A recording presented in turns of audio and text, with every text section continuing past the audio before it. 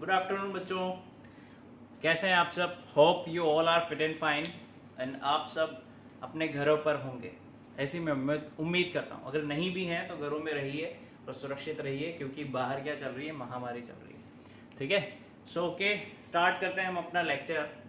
So first of all, lecture start करने से पहले हम जैसे एज यूजुअल करते हैं प्रीवियस क्लास का लेक्चर जो है डिस्कस करते हैं बच्चों। तो प्रीवियस क्लास में हमने पढ़ा था कि कॉटन है क्या, कॉटन का कल्टीवेशन कैसे किया जाता है। ठीक है, सो आई होप आपने मेमोराइज कर लिया होगा।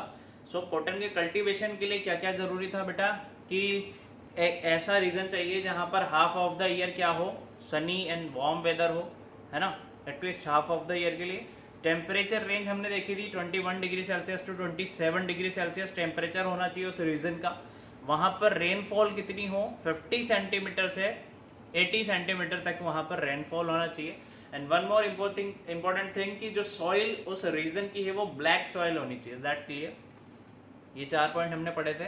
देन हमने पढ़ा था कि जो साइज ऑफ कॉटन बॉल्स होता है वो एज अ लेमन होता है। जब लेमन या कॉटन बॉल्स जब क्या हो जाता है, अच्छे तरीके से पक जाता है तो कैसा हो जाता है, बस्ट हो जाता है, और जो कॉटन फाइबर्स हैं वो उस बॉल्स के सराउंडिंग में क्या हो जाते हैं, इकट्ठा हो जाते हैं। ठीक है, इतना तो अब क्या हो चुका है कि कॉटन फाइबर्स बाहर आ चुका है। सो अब क्या करने वाले हैं, हम प्रोसेस पढ़ने वाले हैं कॉटन बॉल से कॉटन फाइबर को ऑब्टेन करने का। Is that clear? So with the very first process हम स्टार्ट करते हैं अपनी क्लास बेटा। So let me right here the first process, that is picking. First process, that is picking. Picking क्या होता है एक बार देखेंगे जरा ध्यान से बेटा। First let me right the definition. The cotton fibers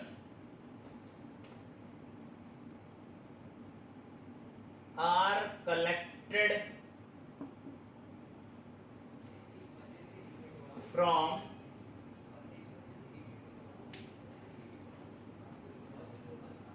the cotton fibers are collected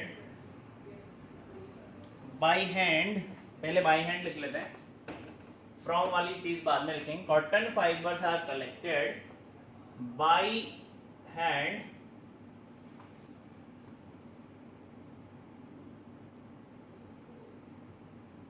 by hand. सही से नहीं लिखा है, ये भी सही से लिख लेते हैं ना, by hand from ripe cotton balls, from ripe cotton balls. This process is called picking. This process is called picking. I hope आपको समझ में आया होगा। पिकिंग में हमने क्या लिखा है, देखो जरा ध्यान से, कि आप कॉटन फाइबर्स को कलेक्ट कर रहे हो अपने हाथ से। पिक करना हमें समझ में आता है, पिक करना यानी किसी भी चीज को पकड़ना बाय हैंड। सो ऐसे ही अगर आप क्या कर रहे हो, कॉटन फाइबर को पिक कर रहे हो कॉटन बॉल में से, सो इस प्रोसेस को हम क्या बोलते हैं, पिकिंग बोलते हैं। Is that clear to all of you? So second process पे आते हैं बेटा। फर्स्ट प्रोसेस है आपका पिकिंग। सेकेंड प्रोसेस का कौन सा होता है अपना, सेकेंड प्रोसेस होता है बेटा गिनिंग। कौन सा होता है, गिनिंग। ठीक है, अब गिनिंग क्या होता है पहले मैं डेफिनेशन लिख देता हूं, देन हम एक्सप्लेन करेंगे। ठीक है,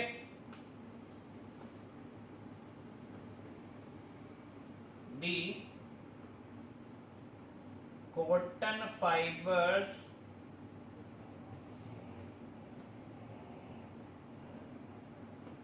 are separated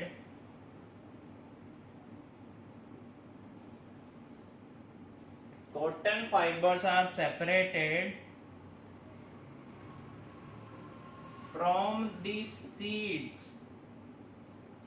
seeds by combing them.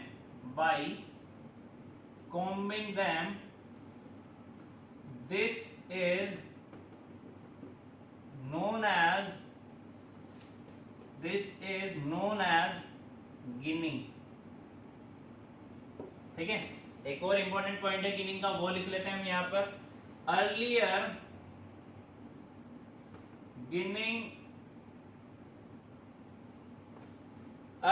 ginning was done by hand, and nowadays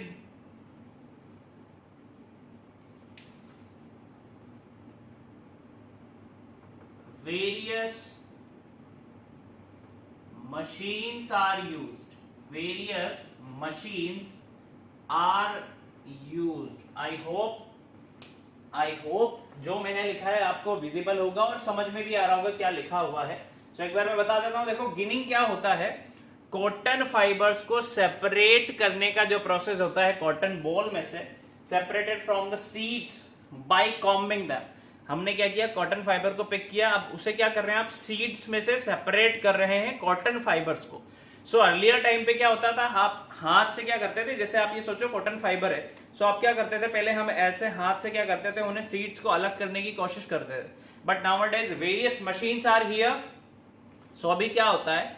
cotton seeds और ये जो फाइबर आप पिक करते हैं उसे क्या जाता है? मशीन में डाला जाता है और मशीन की हेल्प से ही उसे क्या कर लिया जाता है? कॉम्ब कर दिया जाता है, जिससे सीड्स अलग हो जाता है और कॉटन फाइबर अलग हो जाता है. आई होप दोनों प्रोसेस आपके क्लियर होंगे. ठीक है, चलो थर्ड प्रोसेस की तरफ मूव करते हैं बेटा.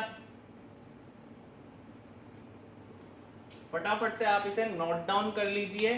देन मैं थर्ड, फोर्थ और फिफ्थ प्रोसेस लिखता हूं जब तक. अब फटाफट से नोट डाउन करो.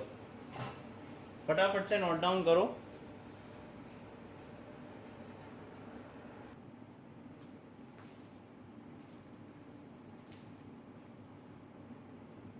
देखो बेटा,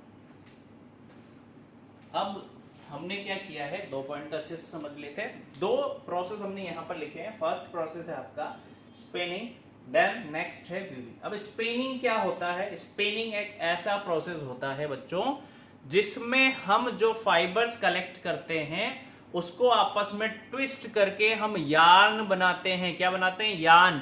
आई होप आपको याद आ रहा होगा, जब हमने फर्स्ट क्लास ली थी तब हमने पढ़ा था फैब्रिक की डेफिनेशन, फाइबर की डेफिनेशन, यार्न की डेफिनेशन. तो वहां पर हमने पढ़ा था कि जैसे ही आप फैब्रिक को अनट्विस्ट करोगे, या आप ऐसे बोल लो या आप बोलो कि जब जैसे ही आप फाइबर को ट्विस्ट करोगे सो क्या बन जाएगा बच्चों? यार्न बन जाएगा. It is clear to all of you. चलो, यही डेफिनेशन हमने यहां पर लिखी है. The process of making yarn. देखो, the process of making yarn, ये लिखा हुआ है फ्रॉम फाइबर. फ्रॉम किससे बना रहे हैं हम? फाइबर से जो हमने कलेक्ट किए हैं, सेपरेट किए हैं, उनसे बनाने के प्रोसेस को ही हम बोलते हैं बेटा स्पिनिंग. अच्छा, बनाते कैसे हैं स्पिनिंग? देखो, फर्स्ट ऑफ ऑल हम क्या करते हैं? जो फाइबर्स हमने कलेक्ट किया है बहुत ज्यादा क्वांटिटी में हम लेते हैं, बहुत ज्यादा क्वालिटी में लेते हैं. देन हम उसको क्या करते हैं? ट्विस्ट करने की कोशिश करते हैं. जैसे आपने कॉटन सीड से फाइबर निकाल लिया, कॉम्ब कर लिया, आपने मास लिया, मास को क्या कर रहे हो आप? ट्विस्ट करने का काम कर रहे हो. जब आप ट्विस्ट कर देते हो सो इस प्रोसेस को ही हम क्या बोलते हैं? जब आप ट्विस्ट कर देंगे सो ट्विस्ट करने के बाद एक यार्न बन जाएगा और यार्न बनाने के प्रोसेस को ही हम बोलते हैं बेटा स्पिनिंग. देखो, डिवाइसेस कौन से यूज किए जाते थे पहले? टकली, चरखा, ये डिवाइसेस यूज किए जाते थे क्योंकि मशीन्स तो होती नहीं थी यार्न को बनाने के लिए. सो अभी तो हमारे पास बहुत सारी मशीन्स हैं. वेरियस मॉडर्न डे में हम जी रहे हैं तो हम मशीन्स का भी यूज कर रहे हैं. Is that clear? Next process है हमारा वीविंग. ठीक है, देन अगर आपको वो यार्न मिल जाता है तो हम उसे फैब्रिक को कलेक्ट करके हम क्या बनाते हैं? यार्न बनाते हैं. ठीक है, चलो वीविंग क्या है? अब आपको जब यार्न मिल चुका है, ऐसा समझो आप ये यार्न है, ये बहुत सारे यार्न है आपके पास जो फाइबर से ट्विस्ट करके आपने यार्न बनाया. ठीक है, अब इन यार्न को अरेंज करना, कुछ ऐसे अरेंज करके फैब्रिक बनता है. देखो, ऐसे अरेंज करके, ऐसे जब आप अरेंज करते जाएंगे तो फैब्रिक बन जाता है, कपड़ा बन जाता है. सो यार्न को अरेंज करने का जो प्रोसेस होता है आपस में, उसे ही हम बोलते हैं weaving. It is clear to all of you? देखो जरा, the process of arranging two sets of yarn together to form a fabric. ध्यान से देखो बेटा, टू सेट्स को आप क्या कर रहे हो? अरेंज कर रहे हो और क्या बना रहे हो आप? फैब्रिक बना रहे हो. इसी प्रोसेस को हम बोलते हैं वीविंग. वीविंग किससे डन होता है? Weaving is done on looms. जो मशीन्स होती है, लूम्स जहां से कपड़ा बनता है, वीविंग उस मशीन्स के द्वारा ही कंप्लीट किया जाता है. ठीक है, चलो इसको फटाफट से लिख लो, एक प्रोसेस बाकी है हमारा नीटिंग, वो पढ़ते हैं हम। फटाफट से नोट डाउन कर लो या स्क्रीनशॉट ले लो। देखो नेक्स्ट प्रोसेस है बेटा नीटिंग। नीटिंग क्या होता है? देखो नीटिंग क्या है? The process of getting a single yarn, the process of getting a single yarn, आपने फाइबर को ट्विस्ट किया, सिंगल यार्न मिल गया, together to form a fabric is called knitting. ठीक है, सिंगल यार्न को आपस में जो ऑब्टेन करने का जो प्रोसेस होता है उसे ही हम बोलते हैं बेटा नीटिंग। ठीक है, most of the knitting process कब किया जाता है? जब हम वूलन वियर में यूज कर रहे होते हैं कॉटन को मिला के। सो कॉटन के सिंगल यार्न वूल में मिला के पॉलीकोट बनाया जाता है, कॉटन वियर बनाए जाते हैं ना। इस तरीके के कॉटन में वूल में मिला के या फिर पॉली वूल में मिला के बहुत सारी चीजें बनाई जाती है। देखो it is mostly done manually, manually ही होता है, यानी सब इंसान ही काम करते हैं अपने, बाय यूजिंग हैंड्स काम किया जाता है, and sometimes by using machines, कभी कभी मशीन्स भी यूज कर लिए जाते हैं। तो ये 5 प्रोसेस है कॉटन फाइबर ऑब्टेन करने के कॉटन सीड्स पे। आई होप क्लियर होंगे पांचों प्रोसेस। फर्स्ट प्रोसेस था पिकिंग, सेकंड था गिनिंग, थर्ड प्रोसेस फटाफट से बताओ sieving, weaving, then knitting. Clear है? पहला picking, ginning, spinning, weaving, knitting, 5 process हो गए कंप्लीट। चलो अब देखो रीजंस कौन कौन से हैं, जो रीजंस आप बात कर रहे थे जहां पर half of the year sunny weather रहता है, ऐसे रीजंस कौन कौन से हैं? सो रीजंस के नेम यहाँ पर आपने लिखे हैं बेटा। हम इंडिया में रहते हैं तो इंडिया की बात करेंगे। फर्स्ट ऑफ ऑल ऐसा रीजन गुजरात में है, Madhya Pradesh, Rajasthan, Tamil Nadu, Karnataka, Odisha, Punjab, Haryana. These are the regions, या आप ऐसे बोले कि एक कुछ ऐसे स्टेट हैं जहां पर कॉटन का कल्टीवेशन होता है, कॉटन पैदावार होती है, कॉटन की ग्रोथ अच्छी होती है। ठीक है, ये ऐसे रीजन है जहां पर कॉटन की ग्रोथ बहुत अच्छी होती है। समझ में आ रही है बात? चलो तो हमने रीजंस भी देख ली। अब लास्ट थिंग कि यूज क्या किया जाता है कॉटन, एक बार ये देख लेते हैं। तो बच्चों कॉटन यूज किया जाता है फिश नेट्स बनाने में, जो मछली पकड़ने की नेट होती है वो कॉटन की बनाई जाती है। कॉफी फिल्टर जो हम यूज करते हैं वो कॉटन का होता है। टेंट्स वगैरह, बाइंडिंग वगैरह के लिए जो भी मटेरियल्स यूज होता है वो सब कॉटन से ही बनाया जाता है। ठीक है, अब अच्छा भाई सेकेंड यूज क्या है? कॉटन साड़ी बनाने में भी होता है, सूट्स बनाने में, शर्ट्स बनाने में, पैंट्स बनाने में। देखते हैं ना कॉटन के कपड़े पहनते हैं अपन गर्मी में ताकि हमें कंफर्टेबल रहे, अच्छे से ठंडा फील हो, है ना। पैंट बनाने में आप यूज कर लो। कर्टेन्स जो होते हैं हमारे वो कॉटन के होते हैं। कैजुअल वियर्स आप कह लो, बेड शीट्स आप यूज करते हो, पिलो की शीट्स आप यूज करते हो, वो सब किसके बने होते हैं? कॉटन के ही बने होते हैं।